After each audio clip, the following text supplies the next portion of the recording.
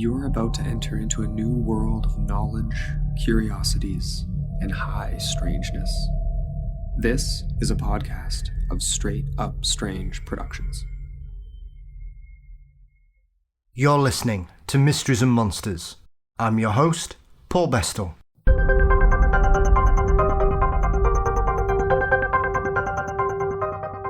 This week on Mysteries and Monsters, it's a welcome back to Carl Marshall from the UK's Centre of Fortean Zoology to take a dive into the world of cryptozoology and the methods utilised in the field. From sea serpents to the Kraken, giant hogs to Pizzlies, Bigfoot to black cats, we dive into a range of mystery creatures on land and in the sea to look into the possibilities of cryptids from around the world. Carl is great company, and it was fantastic to have him back on the show again. I'm sure you'll discover something in our conversation to intrigue and enlighten you. The show has now officially moved to Audio Boom, which I was humbled to be invited to and bring Mysteries and Monsters to their platform. As always, you can support the show and get ad-free episodes by signing up to our Patreon.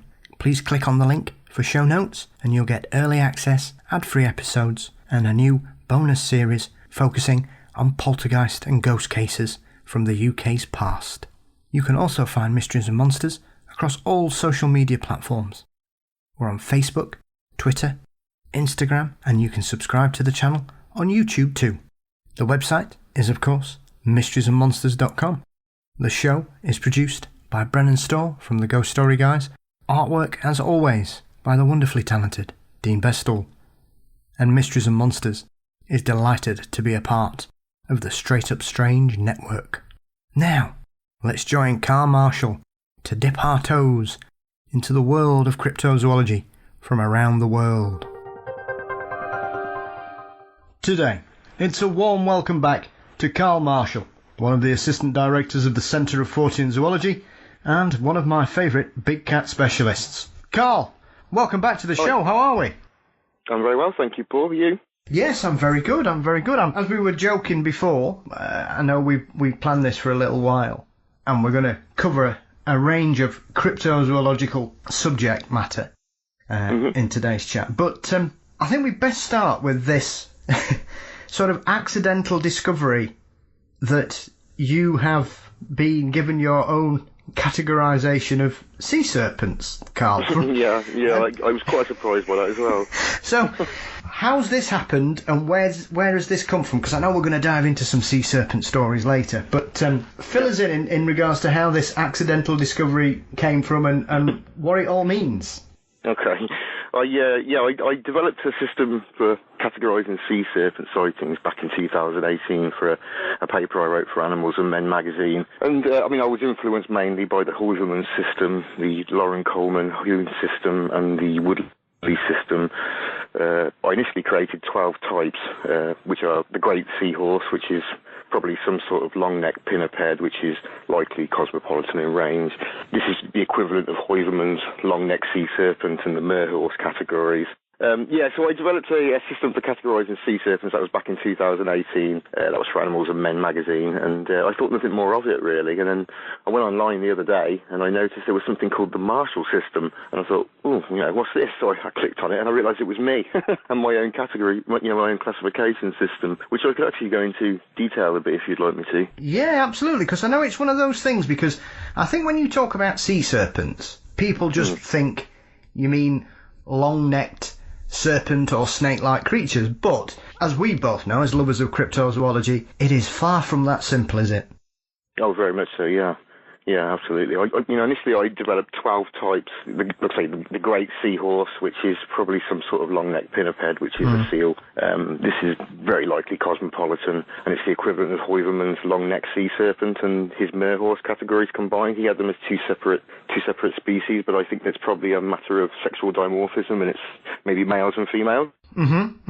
Yeah, then there's the giant sea centipede, which I think is probably an arthropleurid, which is a gigantic prehistoric centipede. This would be equivalent to Heuvelmans' many-finned sea serpent. Yes. Coleman's great sea serpent, and the segmented sea serpent of the Champagne system. And something that when I've seen fossils and the throwbacks to some of these creatures in the past, Carl, they were terrifyingly frightening. Enormous, yeah. And obviously very voracious predators as well, I believe. Very much so, yeah. I mean, eels especially so. I mean, I've actually got a category called the mega eel, which is basically a category I created for new species of eels, serpentine sharks, and swamp eels, and oarfish. So it's sort of a catch-all category, really, which is equivalent to Heuvelmann's super eel and his yellow belly category, which I think he made defunct later. Yeah, I mean, they're another one as well. I mean, I've often been very frustrated, and I'm sure you've come across this as well, that whenever someone talks about sea serpents, there are certain people out there that simply say, oh, well, they've seen an oarfish. Yeah. Now, I know enough about oarfish to know that they don't behave anything like the vast majority of sea serpent sightings. Absolutely. It's a pretty poor identity, really, when you think about it, when you take everything into consideration. Yeah, because they're a very sort of, wouldn't not necessarily say a lazy creature, but they're one of those creatures that tends to let the ocean do the work for them, aren't they? They just drift around. Pretty much, yeah. They're very, very lazy creatures, really. They behave very oddly, but say we don't really see that behaviour because it's such deep waters. Absolutely, and I remember a few years ago I heard a call on another show called Monsters Among Us, where someone had rung in with a sea serpent, and then the week after somebody rang up to completely dismiss it and say, oh yeah, it's an oarfish, and just basically made up loads of stuff about oarfish that none of it was true, because my experience is they're very rarely filmed at all in the sea. Yeah. You know, I'm talking maybe a dozen occasions that people have actually captured them on film. I know Jeremy Wade famously found some when he was doing one of his river monster shows. Yeah. Out in the sea. And they're just stunningly beautiful, but once again, we only seem to see them when they're dying normally, I believe, and that's why they sort of come to the surface or get sort of swept inland. Yeah, that's right. I mean, I'm not even suggesting that oarfish, there couldn't be a category for giant oarfish, that's quite possible. But that certainly doesn't, the average oarfish certainly doesn't explain the phenomena of the sea serpent. Yeah, absolutely. And I know there's a couple of terrifyingly large creatures on your list, which is obviously the giant crocodilian creatures that could possibly exist somewhere, and also the giant shark, which is one of the most notable modern sort of interpretations that there is a certain set of people out there who constantly keep pushing this megalodon being still out there. Yeah. Well, that's very unlikely, but, there could be large, giant unknown sharks, though. They wouldn't have to be megalodon. Yeah, well, exactly. I mean, was the megamouth the last one we sort of stumbled across? Yeah, and that was discovered in the 76, I think. That was caught by accident, wasn't it? Because I think, was it a Japanese scientific team that were doing something completely different, and then this shark just turned up and ate whatever they put on the seabed? Absolutely, and we had no information about that. We weren't expecting it at all. It was, it was not a cryptid really, because there was no real previous information about it. That's not debatable anyway. Yeah, absolutely, and I mean sometimes that's one of the wonders of nature, Carl, is that when people aren't actually looking for things, something just turns up. Yeah, that's right. That's why I made my great shark category broad. So it's for any unknown shark, really. That's equivalent to Lauren Coleman's system of the giant shark. So it's just a catch-all category for any large unknown sharks. Yeah, absolutely. And then obviously you've got things like giant octopi. Yeah, I've removed the giant octopus from my system recently, actually. No, yeah, because I developed it with Octopus giganteus in mind, which was the specimen that was found on a Florida beach, and that's been pretty thoroughly debunked recently. The specimens that they've got in the museums or in the what they've got on records, they don't imply it's a cephalopod at all.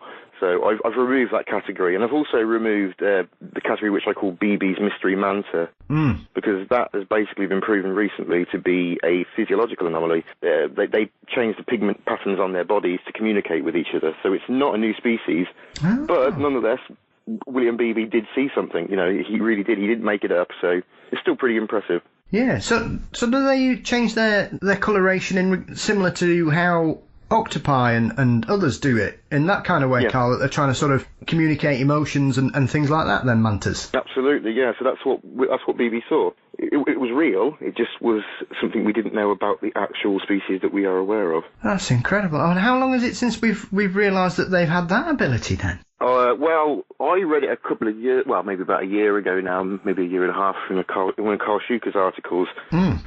So yeah, I mean, if Carl Schuker says if Carl Schuker says it's nothing, it's nothing.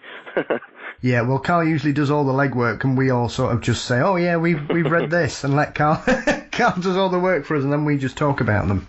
Yeah. So I had 12 categories originally, and now I've got 10 now. Yeah. Well, I mean, it's nothing wrong. I mean, that's the thing about what we're talking about here, because we're generally just talking about cryptozoology and the cryptozoological methods and things that people use, and I think often it's this ability not to adapt and change based on new information, Carl, that can sometimes cause problems when we're talking about things like this. Absolutely, yeah. It's got a bit vague recently, cryptozoology has. I think it's one of those things where there are always big arguments I often see when people are talking about things like Mothman and other such creatures, and they're saying, is it a cryptid? Is it a monster? Is it something else? And it's very difficult when essentially cryptozoology is supposed to be the study of unknown animals. Yeah. That's the Zoology, definition. It's a bit of a giveaway, yeah. Yeah, well... yeah, exactly. Everyone's new.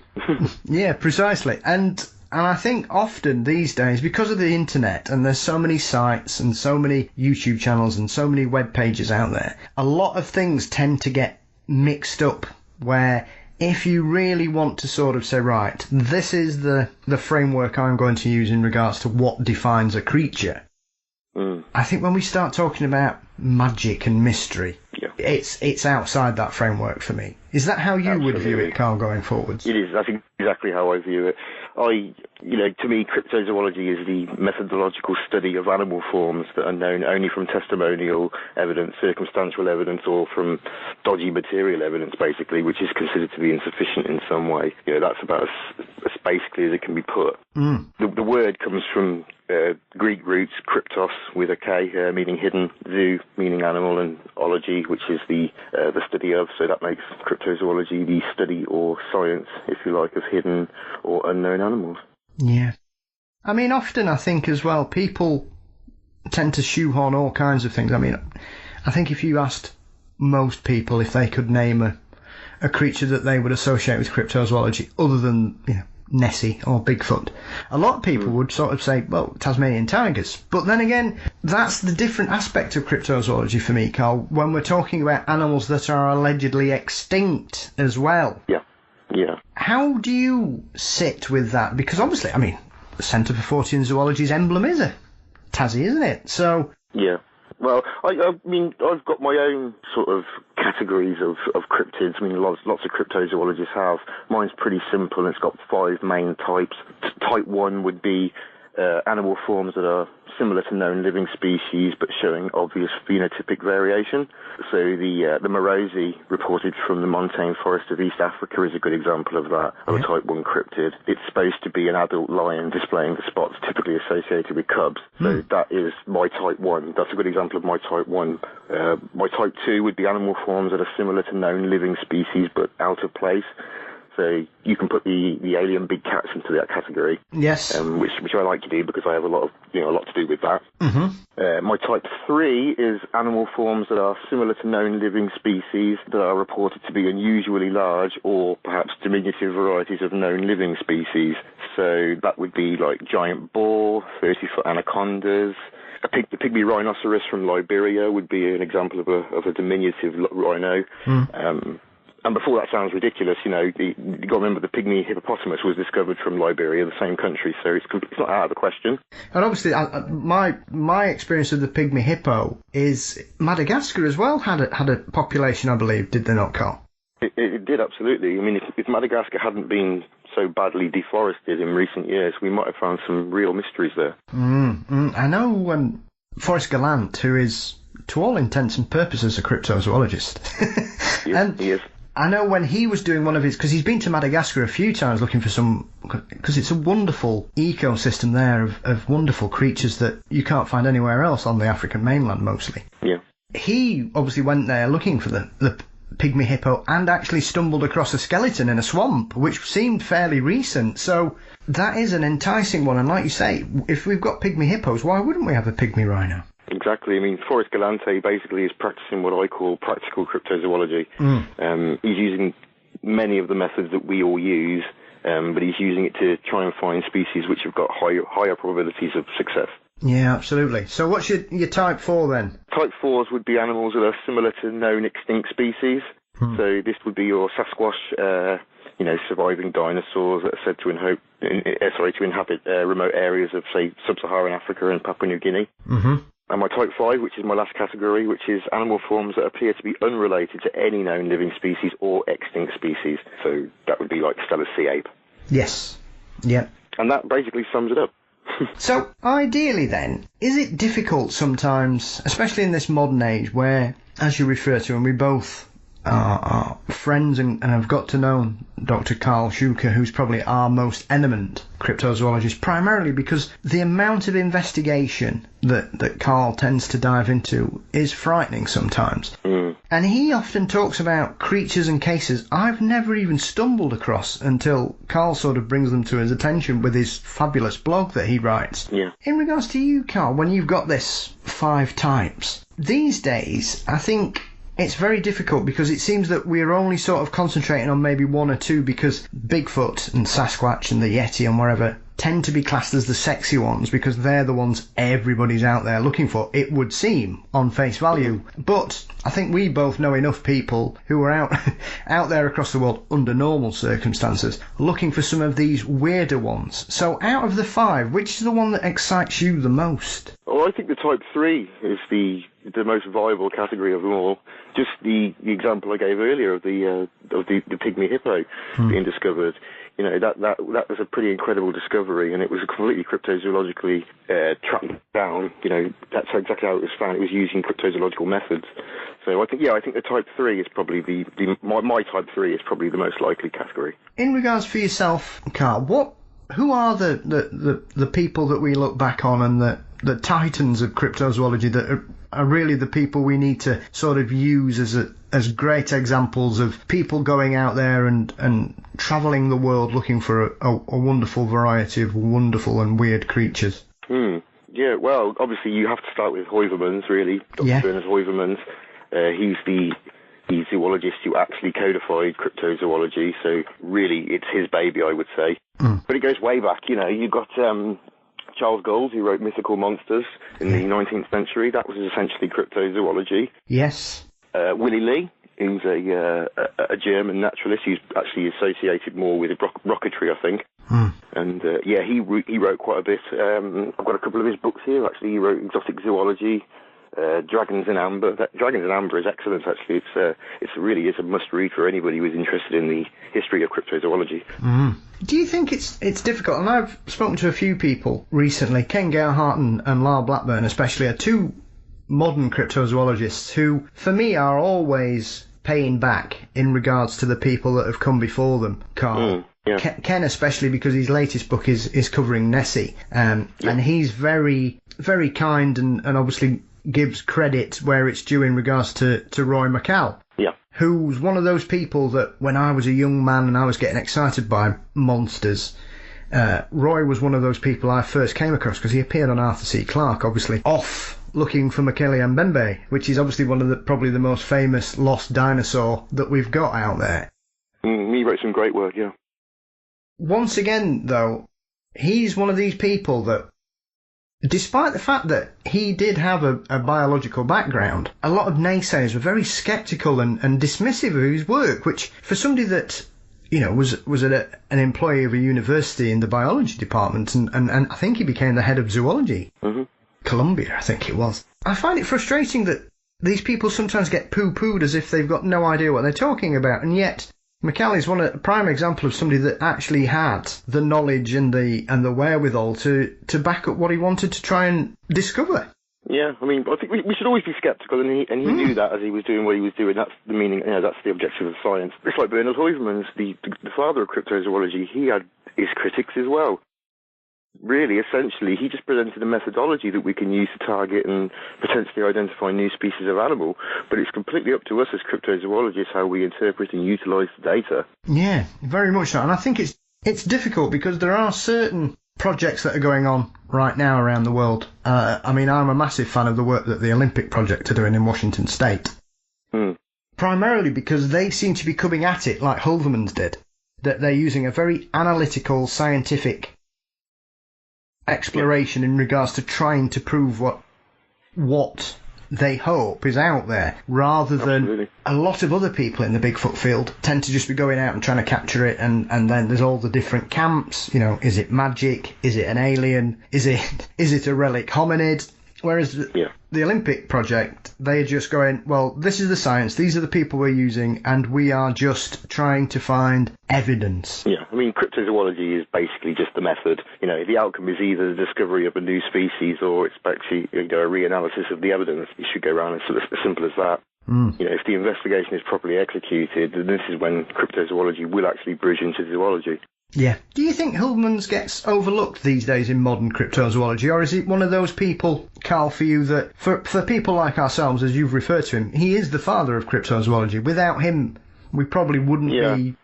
Well, his work on the track of unknown animals is kind of like the Bible for cryptozoology, really. Yes, it is. And a lot of his ideas are now out of date. Yeah. The basics of, how he did his work, the academic level he was at, being an actual doctor of zoology, obviously gave him a certain amount of standing.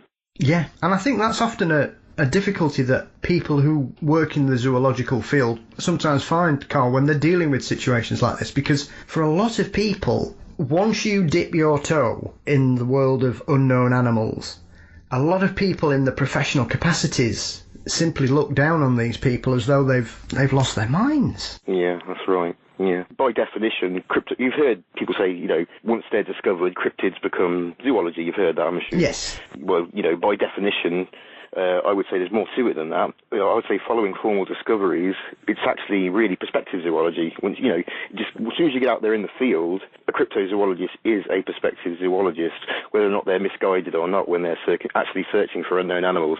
Yeah, absolutely. And I've seen numerous occasions where people have been doing cryptozoological expeditions and they've discovered lost animals that we thought were either extinct or weren't even aware where they were. So it's very interesting that for some people it seems to go beyond the pale, and it's something I've mentioned before. I find it very frustrating as someone that has a foot in both the cryptozoological camp and the zoological camp, that for me, I don't understand where this cut-off point is for searching for things. Just because they're not supposed to exist doesn't mean they don't exist, regardless of what part of cryptid and cryptozoological searches we're talking about. I think there have been enough weird discoveries around the world, even in the last 50 years, that I think to completely dismiss everything that doesn't exist because we simply don't have certain evidence is a little bit frustrating. Even though I know,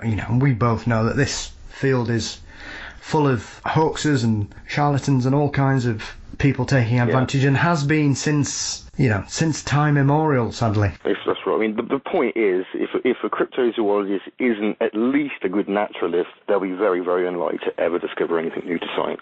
And I think that's the other key aspect here, because often, I'm a big believer in citizen science across numerous fields, Carl, because I think astronomy is a prime example of the average people making incredible discoveries around the world, and has done for decades. And I think this can also sometimes happen in the worlds of zoology, where people spot things or notice things that perhaps have gone under the radar, or certain organisations simply don't have the manpower to actually investigate fully. Yeah, I mean, that's why it's not a science technically, because there's no funding.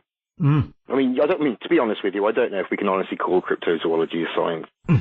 Not in the same way like entomology is a branch of zoology that's concerned with insects, or paleontology is the study of ancient life through fossils. I tend to think of cryptozoology more as a targeting methodology than a true science. Yeah. Well, I think that's a good thing to do, because it obviously keeps you grounded and based in reality. Yeah. I mean, one aspect that's extremely important is that a cryptozoological animal form or a cryptid is ambiguous. It's got to be ambiguous in some way, either in its morphology, its physiology, its behavioural traits, or, just maybe its appearance in modern times. And it's often said that a cryptid must be ethno-known. That means known to the people that inhabit the area that share its environment.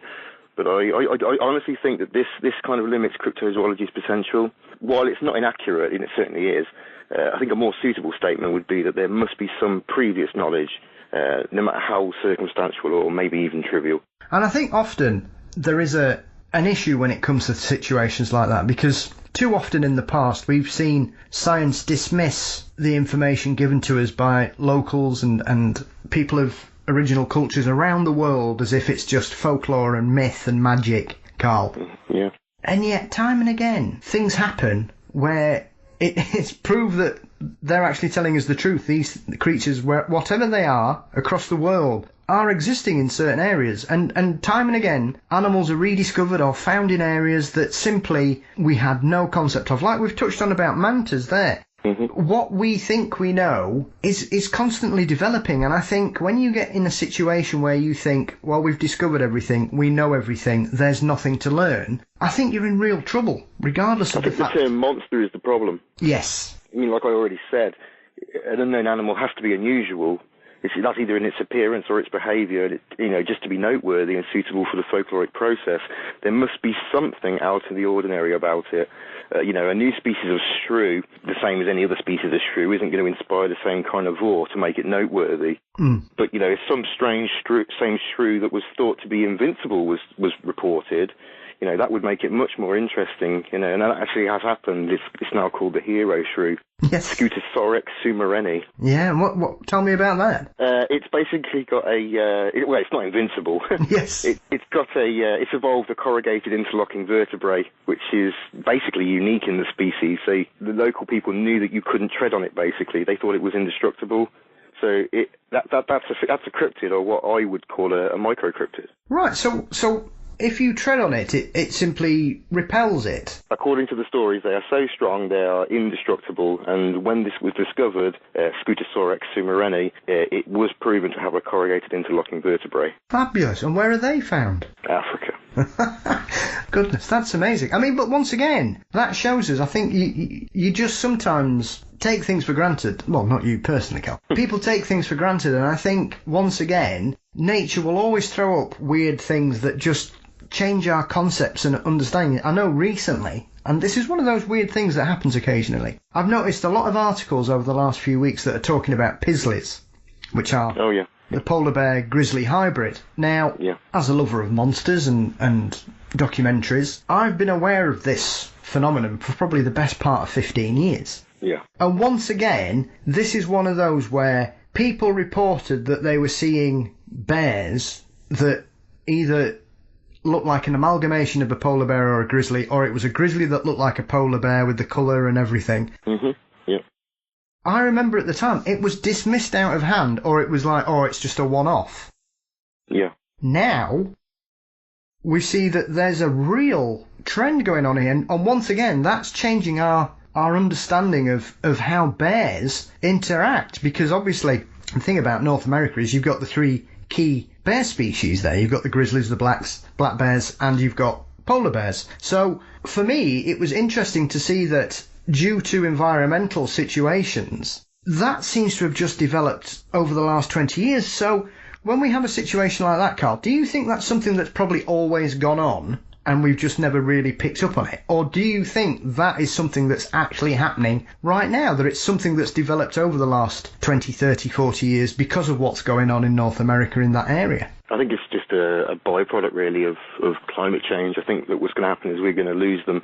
They're not going to go extinct. They're just going to speciate back into the brown bear.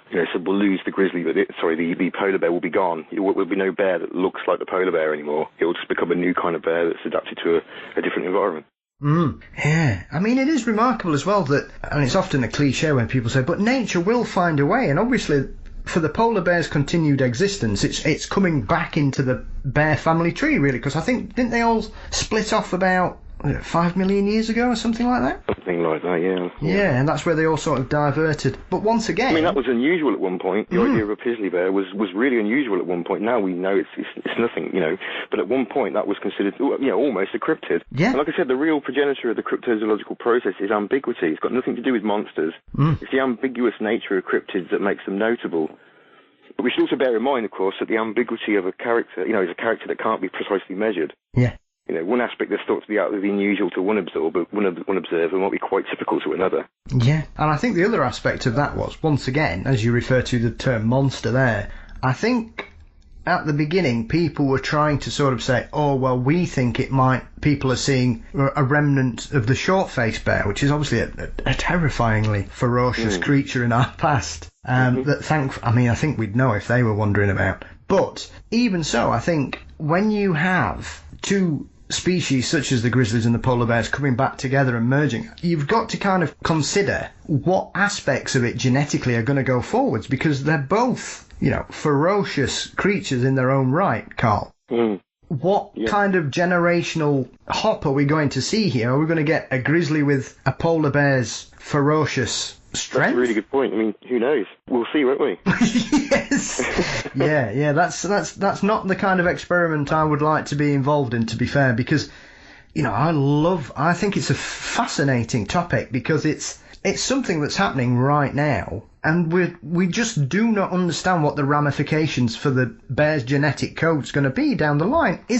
Are we going to see grizzlies that develop into more polar bear type behaviour, or are we going to see polar bears that develop into more grizzlies, or is it going to be some kind of amalgamation where you get the very best, and some perhaps would say the very worst of both species going forwards into the next generation? And if so, how is that going to water then down? And do we get situations where grizzlies mate with black bears, Carl? Is that something that's occurred in the past, or is that something that's simply not been noted so far? I would say that they probably speciated apart too long ago. I wouldn't think that they would be viable anyway. I mean, once again, I'm thinking off the top of my head, you're looking at coyotes and wolves, which is another one that didn't seem to be well known 30 years ago. Yeah, but they're not as old.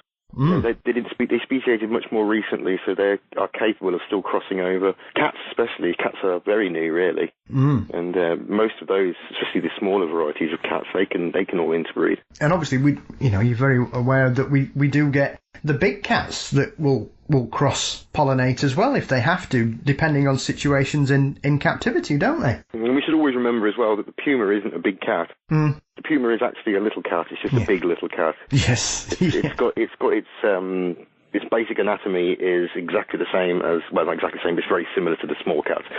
Pumas can't growl. They can purr.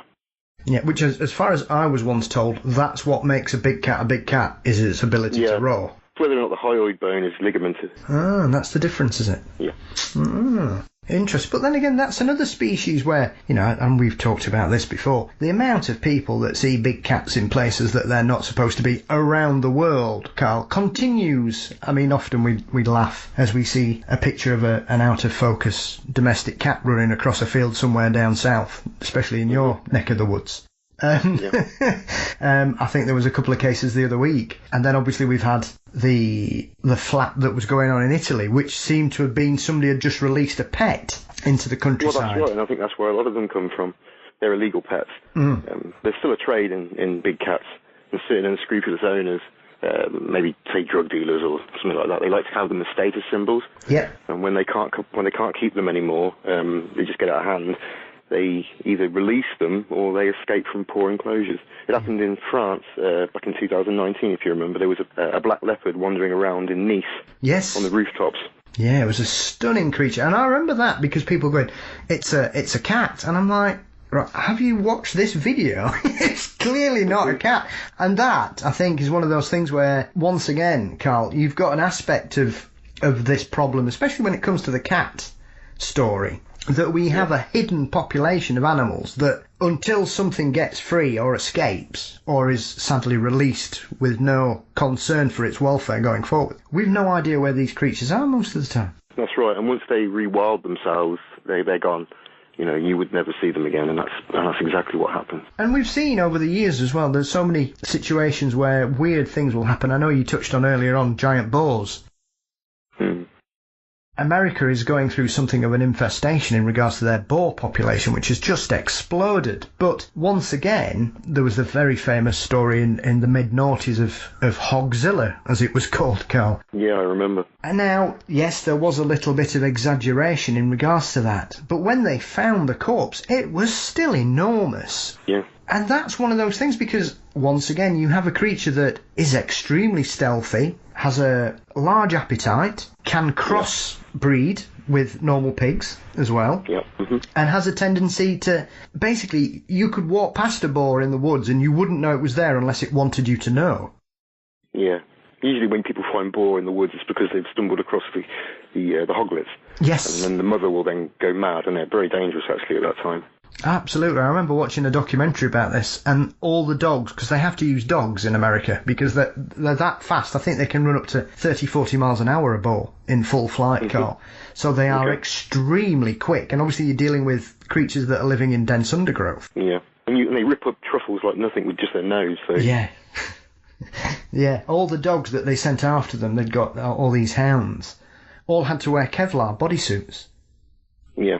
Primarily just to protect them from the tusks, and it makes you wonder just how many of these large hogs, for example, are out there. Once again, another creature. I mean, you see it all the time. It's like moose. People go, oh, well, you'd expect to see moose. The amount of times I've heard people talk about moose just appearing in front of them, and you think, well, it's an enormous creature. Surely you would be able to hear it. But we forget that a lot of these animals are used to making as little noise as possible. Yeah.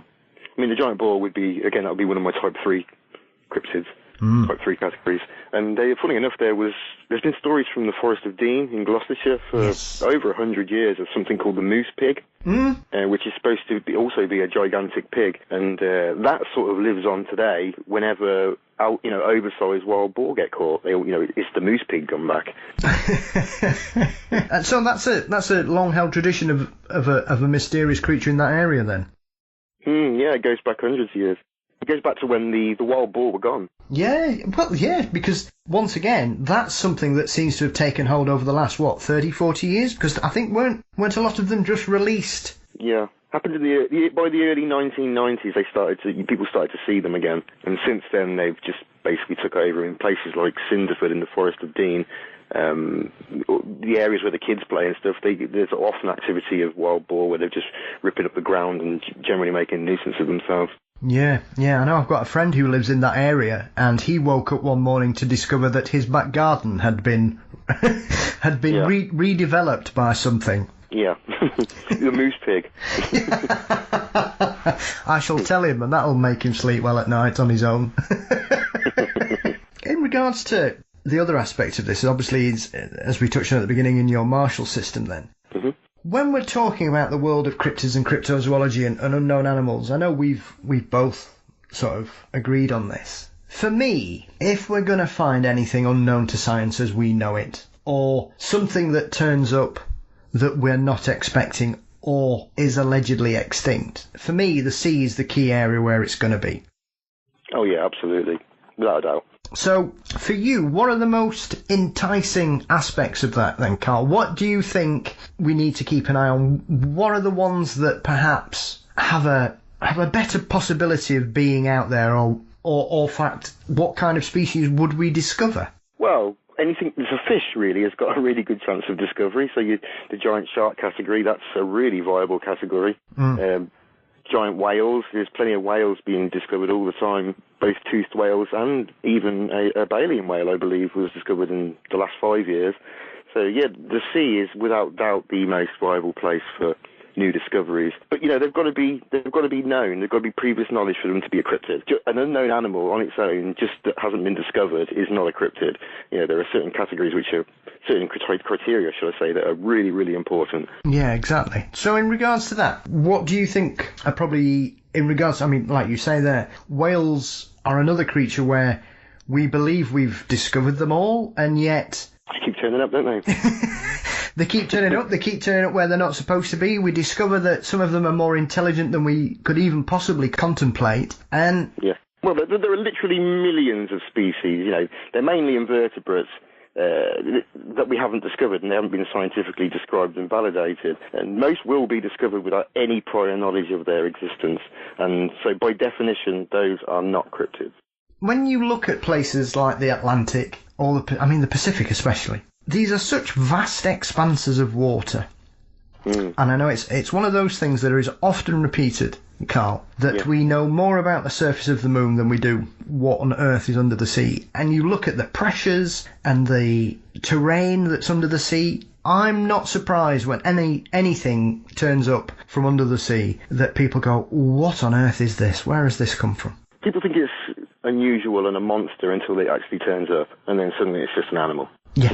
The cryptozoologist is basically trying to find the animal behind the monster. We don't look for monsters. Monsters don't exist. We're looking for the animal which has been mistaken for a monster. Yeah. I mean, the gorilla is a fantastic example. The gorilla really should be looked at as the prototype for all problematic cryptozoological ape men.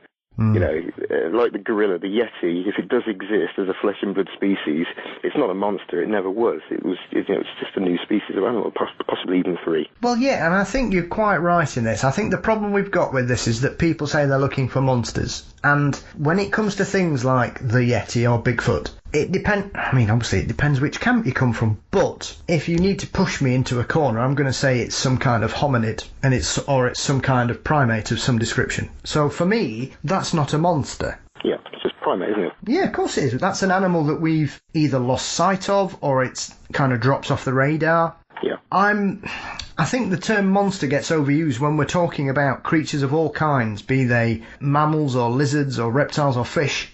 It's a term that gets dropped out. The giant squid is another prime example where 150 years ago, the Kraken was this legendary massive monster that would take ships down. Yeah. Once again, that's probably another great example of a creature that was dismissed, poo-pooed, nonsensical, and yet we are still learning so much about giant squids and where they live and how big they can even get. I've got a question for you.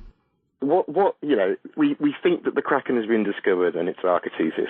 That's the main theory, isn't it? Yes. Well, what if Architeuthis just hints that the trophic levels in the sea are adequate for larger species, and the Architeuthis is just an example of something that can be eaten by another squid? The Kraken could still exist, not necessarily the giant squid. Yeah. It could still be a whole new different type of cephalopod, which is even larger, and one that's perhaps more capable of some of the traits that are attributed to the Kraken. Well, I wouldn't be surprised, Carl, if I'm honest, because when it comes to things like that, it's one of those things, especially when you're talking about some of the reports that we've had over the years, and even into the modern era, because squid themselves, giant squid especially, are not known for coming to the surface once again, similarly to oarfish, unless they're ill, or they're dying, or they've been injured. That's the idea, yeah. So, and yet, there are numerous reports of people having encounters with tentacles coming out from the sea. I'm trying to think of that. There was a very famous incident, I think, with a round the world yachtsman who claimed to have been attacked by a giant squid. The problem was he was on his own though, wasn't he? And he couldn't back it up. Precisely. I mean, to be fair, I mean, why would you come out with that? Because at the end of the day, that's the kind of situation where... Well, I think the race he was on was called the Jules Verne race or something like that. Yes. So it could well have been a publicity stunt. It could be, but then again, you've got to wonder about these certain situations because he got nothing to gain from that story other than probably professional ridicule. But that's true. You then look at what a lot of whalers and people used to say in the 19th century about these, Carl, that there are certain creatures that would simply just appear from nowhere, especially when they were in the throes of a whale hunt, perhaps. And people would often mention that tentacles would come and take people off the deck, which is not something we've ever recorded or seen in a giant squid. No. At all. It's an exaggeration. And it's one of those things that I think, did none of it happen? Is it one of those stories that's just got passed on without wishing to cast aspersions on sailors? Often they are dismissed as the teller of tall tales. But freak waves are a prime example of perhaps you ought to listen to people, because they had gone on for years by saying that occasionally you would be in a dead calm sea and then a giant wave would just come and smash you. And science completely refuted that until we had one recorded in the North Sea in the 90s. And then all of a sudden after that, we've suddenly realised that there are these waves that can reach, what I think the largest one recorded so far is 120 feet. And God forbid anybody's out in the ocean when one of those hits, Carl. Yeah, you'd never survive that, would you? No. And you see some of the damage that's done to these ships, and you think, well, how on earth did these people explain what had happened to them if it wasn't a freak wave? You're thinking, what's got the power to punch through an oil tanker in the middle of the sea? Because you're not going to have hit a rock, are you? No. When it comes to things like stories of the Kraken, I would not be surprised to discover that there's another species of squid out there that's even larger than what we know so far. Yeah, that's what I think. I mean, also as well, a giant squid at the surface, just darker-toothed ducks, if it's dying at the surface, what's to say that it won't grab onto a ship if it gets too close? You know, in its death throes, it'll grab on maybe, and that story could then be exaggerated into, like you say, of tentacles coming onto the deck and snatching sailors off and whatnot. Absolutely. And who knows, it might have actually caught somebody by accident. And, you know, with the greatest respect, if a squid's tentacle grabs hold of you, there's not much you can do to get out of it, whether it's dying or not, Carl. Yeah.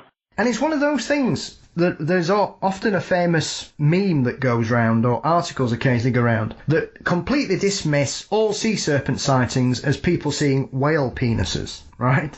Yeah. It's one of those things that, it's one of those arguments that gets put forward by certain scientific outlets. Well, if a whale penis can be higher than the top sail of a sail ship, then yeah, okay. But as far as I know, there is no whale that big. You know, that whale would be able to eat the blue whale. Yes, absolutely. You know, that's not just an exaggeration. You know, I think that theory maybe is a bit of a cop out. Yeah, I'm not saying that some of them probably were that, but I know enough sea serpent reports and encounters from sailors and ships that hardly any match that. Most of them are usually about serpents swimming alongside. So I don't know what's going on there. At all. Yeah, exactly. Yeah. Or they're usually seen swimming past, and occasionally they'll rise up. But a lot of them are just seeing things swimming past or going under a boat or something like that. Whereas I think it's very easy to look at a sceptical explanation or a scientific explanation, and it once again it becomes one of those things, Carl, where it's a one size fits all. This explains everything, even though it doesn't. And for a lot of people, they go, oh yeah, it's just that. But then you think, well, what about the reports where people see creatures' heads and the mouths opening, and they tell us about the teeth and the eyes, and you're like, well, yeah, multiple witnesses. You know, a ship full of people, a ship crew, an entire crew seeing the same thing can't just be dismissed so easily. Yeah, exactly. And you know, touching on what we were saying about the Kraken, I think is that the USS Stein is a very famous incident where they were attacked. I think they had a sonar beacon in the bottom of the boat. Okay. And they were attacked by something. They've no idea what it was, but it left teeth in the or claws in the actual casing of this sonar. Mm-hmm. Largest ever recorded. No idea what it was. Yeah, maybe it's the bloop. Yeah, well, yeah, exactly. There's another thing. I mean, these are the strange things that we come across where certain sounds are heard around the world and things, and people don't know what they are. Yeah, the point is, the sea is an exciting place with a lot of discoveries to be made. Well, it's a matter of opinion, the word exciting. Dangerous might be a better word, Ken.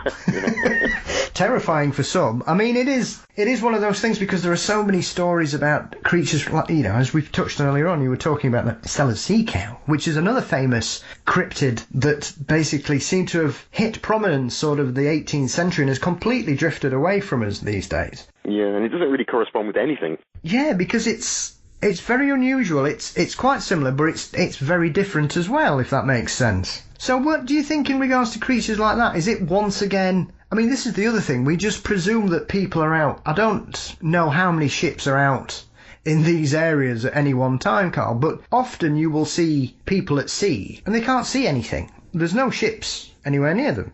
And you just think, well, what on earth is going on around you? You know, 20 feet under the surface, you've no idea what's there. It could be anything, couldn't it? Yeah, and I don't know if that's a reassuring thought or a terrifying one. I think it's fantastic. I think that's what life is all about. It is. And it's, you know, we see it so many times, even in animals that we've understood and we've catalogued and we've watched. Bull sharks are a prime example. I mean, how has that member of the shark family developed the ability to be comfortable in fresh and salt water? That's incredible, isn't it? The tiger shark as well is also one that tends to wander into river systems, I believe. Yeah, because there was some marvellous footage the other year when there was some real bad flooding in Australia, and 2 bull sharks turned up on a golf course in a lake. Really? Because they've got washed in. Yeah. When you see things like that, and yet there will still be famous cryptid stories. There's a famous one about people claiming that there was a great white shark in a lake somewhere in North America. That can't happen. And even pointing out to people that it's physically and scientifically impossible for it to be a great white, a bull shark, yeah, couldn't. Exactly. It might just be an exaggerated account again. Exactly. And even though you pointed out that it can't possibly be a great white because it would die, however, it can be a bull shark, they'd rather go with, no, it's a great white, rather than the actual possible explanation of it. And then debunk it as a great white and completely ignore that there may be a bull shark in there. And we've seen that it happens in Australia, God forbid. And once again, there are notable instances of bull sharks swimming up rivers and streams and tributaries in the States and attacking people. The famous, obviously, Jaws was famously based on a series of attacks during the First World War, which were all blamed originally on a great white, and it's only in recent years that people have realised, well, it was clearly a bull shark that killed these kids. Yeah, that's right. So, in regards to that, what else is it that excites you about the possibilities of the ocean other than the vast expanses and depths? Well, there's just the potential for giant animals. There aren't many places left in the world which are capable of concealing giant animals. I mean, there are a few places on land, not many really. Going over to the Sasquatch for a minute, I'm prepared to say that there are, without any doubts, a few places on Earth which are capable of concealing unknown primates, even a few hominids maybe, but and the Pacific Northwest is certainly one of those places, so you never really know. But when it comes to the sea, the entire area pretty much is cosmopolitan. There's a good chance that something new could turn up anywhere, and it really could be a giant. I mean, it's one of those things as well. I would imagine that there are certain species, Carl, especially when it comes to the sea, that have no capacity to stop growing.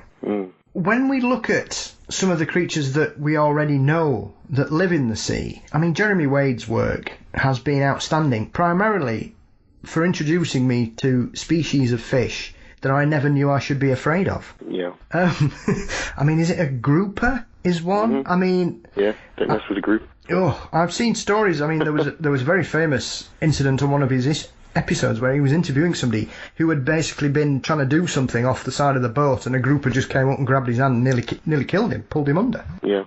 In regards to things like that, how many species have that capacity to just keep growing, Carl, do you think? Well, lots of species, a lot of species of fish are quite capable of continuing growing throughout their entire lives, and a lot of species don't even really seem to show any potential of aging as such. They don't seem to deteriorate in any way. You see this with sharks, they'll be fine, and then just suddenly they'll die. Without showing any sort of sign of deteriorating or aging. They just suddenly die one day. So yeah, it can go both ways, really. I mean, whales are obviously a prime example of a creature that seems to live for centuries. With some species, well, most species, in fact, we really don't know how long they live. Was it the Greenland shark that they've recently mentioned that's over 500 years old? I did hear that estimate, but I'm not doing any details really about that. But yeah, I mean, it's possible, isn't it? Absolutely, and it makes you wonder, with the technology that we have these days, if they do tag things, what the possibility is for some of these creatures, such as whales and fish out there, eels and sturgeons and catfish as well, that can grow to enormous sizes, even in very limited situations, Carl. What the potential is out there for them. Yeah, it could be anything, really could. So, it's one of those conversations where I'm frightening myself thinking about things. Where do you think there are specific hotspots around the world in regards to the areas of the sea, or do you think it's all fair game, Carl, that the ocean just has so many secrets we have yet to uncover that anything could be basically hiding in plain sight? Yeah, I think that's the case. I mean, it's true when they say we know more about the surface of the moon than we do about the bottom of the oceans, and that is completely true. The tropical zones are probably going to be the most viable, but there's no reason why brand new species can't be discovered in the Channel, in the English Channel, Yeah, well, the British media are obsessed with trying to get great white sharks around the British coast every summer, aren't they? So, Well, maybe in the next 25 years or so we might have better evidence for that. Yeah. It's one of those things, I think, because things are changing around us and the environment is moving and nature is taking great steps. I'm never surprised when something weird... I mean, obviously we've recently had 2 walruses turn up. Yeah. What I found was interesting that some people were saying it was the same one, and when you saw pictures of them side by side, they didn't look, not that I'm saying I'm an expert in walrus identification, they didn't look the same animal to me. One looked considerably different to the other, and yet people seem very surprised. But that's another situation where animals we don't expect do turn up more often than not. Yeah. I mean, how many times does a whale swim up the Thames, poor things? Yeah. About 10 years ago, there were some reports from the River Arrow, which is in Alcester in Warwickshire, of a seal. And I spoke to my colleagues at the butterfly farm where I was working at the butterfly farm at the time, and I spoke to them about it, and they said, Carl, just ignore it, it's going to be an otter. And I thought, well, the reports that people are making don't sound quite like an otter, especially the feeding behaviour. So I went and had a look, and it was a seal. It really was a seal. So that, as far as I know, is the most recorded inland encounter with a seal, and it was basically me checking it out through using cryptozoological methods. How far inland was that? Alcester, so it's all it's West Midlands. Blimey! Yeah, and that's online. You can find photographs of that guy. Yeah, oh yeah. I mean, I've seen stories of seals being found sort of 7-8 miles inland from a beach.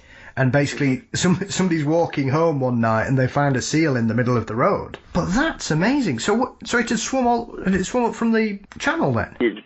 Up the channel, yeah, that's right. I mean, there was a seal in Worcestershire, in Worcester City, which I forget its name now. But a lot of people thought that maybe if it was a seal in Ulster, which it was, they thought it would be the same seal. And like you say, with the walrus, I checked it out, I looked at the markings, and it was a completely different seal. So seals do come further inland than we think. Fantastic. I mean, that's another thing as well, because obviously seal populations have exploded in North America, especially in California, since they've become protected. Would you say that that's something that, once again, you're talking about a creature that's more often than not very comfortable in water? Do you think that happens more than we realise? Quite possibly, yeah. I think that the long neck sea serpent, which is reported cosmopolitanly all over the world, I think that's very, very likely a pinniped, some sort of long neck, fully pelagic pinniped, a species that gives birth at sea, something in between, if you like, in between the whales and the seals, that never comes to land, and it gives birth at sea, and that's why we don't know about it. And I suppose it depends on the areas it lives in, because certain creatures, you would imagine, if they reside in the Arctic or the Antarctic, there's going to be a real lack of opportunity to even study anything like that. That's right, there's nobody there, is there? So the data is limited. It doesn't mean that the animals aren't there.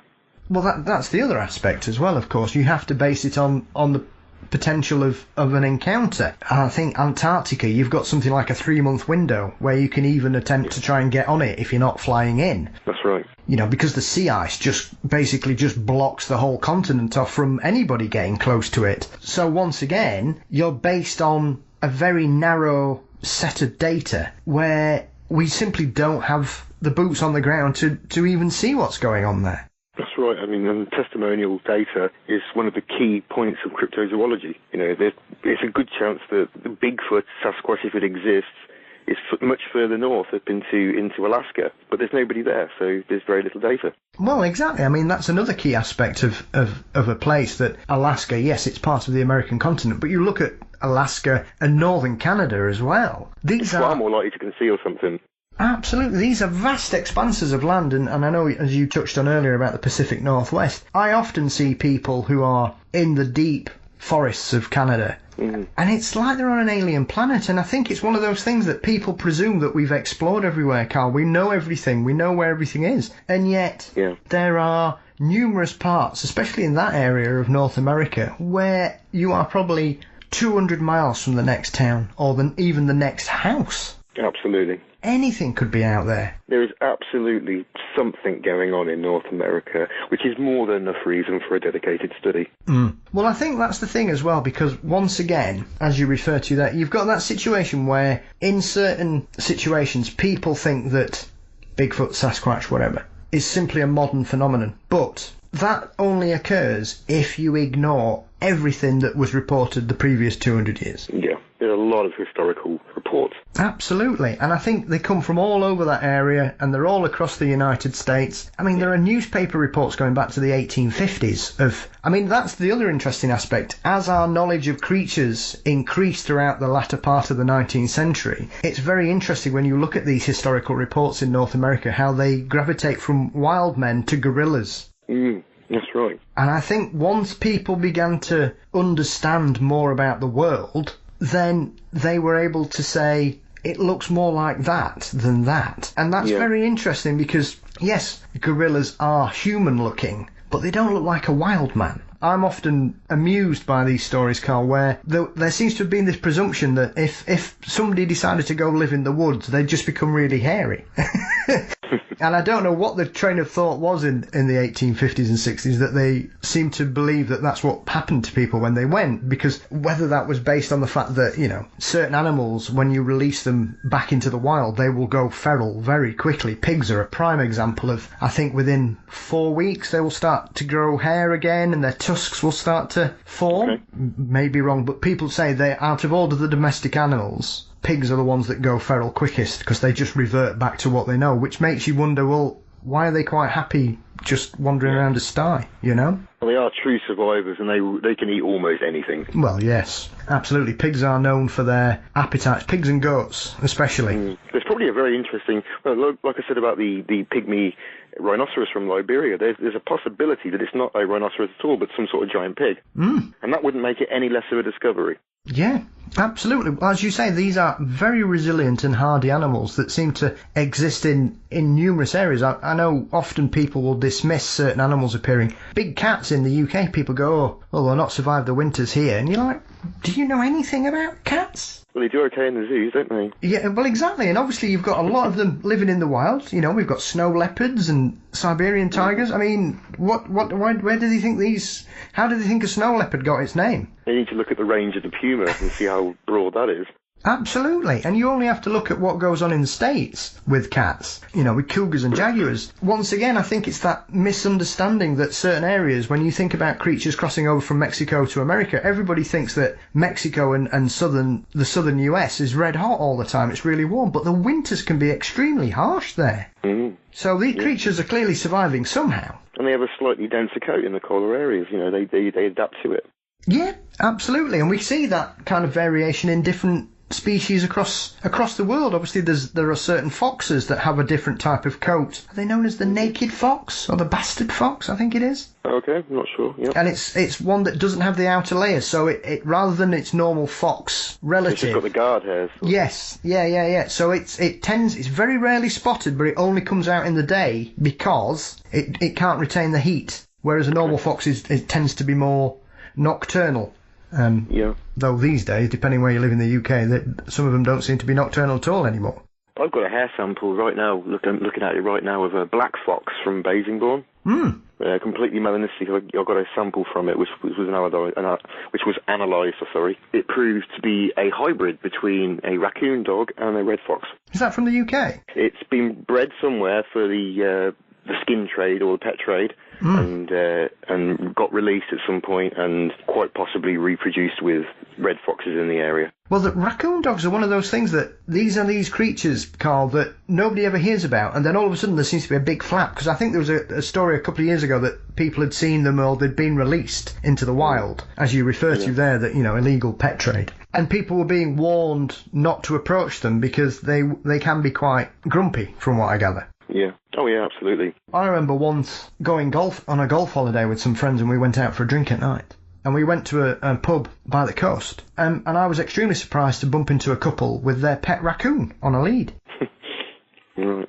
So, you know, feeding it peanuts, which is probably not the best diet for a raccoon, Carl. No, but the interesting about the raccoon dog, though, is it's a different genera. Yes. Completely different genera to the red fox. So they shouldn't hybridise, but they obviously do. Isn't that interesting? How recent is that? This would have been about 2014. I spoke to the biologist, Helen McRoby, who was analysing the samples, and she sent me some samples for us to analyse as well. Yeah, they're black fox and they're hybrids. Because the raccoon dog has got a thick fur, so they introduced that into the red fox stock to give them a thicker coat for the fur trade, unfortunately. Oh dear. The interesting aspect of that is often people will say, well, if you crossbreed species or different genus, usually the offspring will end up being infertile, and yet more often than not, we see examples, as we've touched on in regards to grizzly bears and polar bears, and as you're touching on there, Carl. Clearly, sometimes that train of thought is very wrong, isn't it? Yeah, we know now that the mule is quite often viable, which is supposed to be infertile. Yeah, because I think, don't they say that about in regards to ligers and tyons? Are they infertile? I believe so. And yet, yeah, I think so. But we don't know it, do we? We've obviously got something wrong. Yeah, I mean, because that might simply be the examples or the creatures that we have to hand. It may just be them that are infertile, rather than it being an issue that affects a species if it's allowed to populate. Further studies definitely needed. Absolutely. Once again, it just shows you how often nature will just surprise you. When you think you know everything, often things will just occur. I mean, it often makes me chuckle. A few years ago, I wasn't aware of this at all until somebody mentioned it. But I didn't know we'd got a capybara population in the Norfolk Broads that... Oh, yeah, quite a large one. And maras. Maras are about to. Maras are slightly smaller. Yeah, and once again, here you have a set of creatures, a continent away, Carl, quite happily living it up. Yeah. They just adapt. One of the best examples, I mean, very interesting. I was reading the article about the hippo population in the Amazon that's exploded because of them escaping from Pablo Escobar's private zoos. Yeah. And obviously they have nothing to fear where they are. And I think there was only a handful that were released nearly 30 years ago now.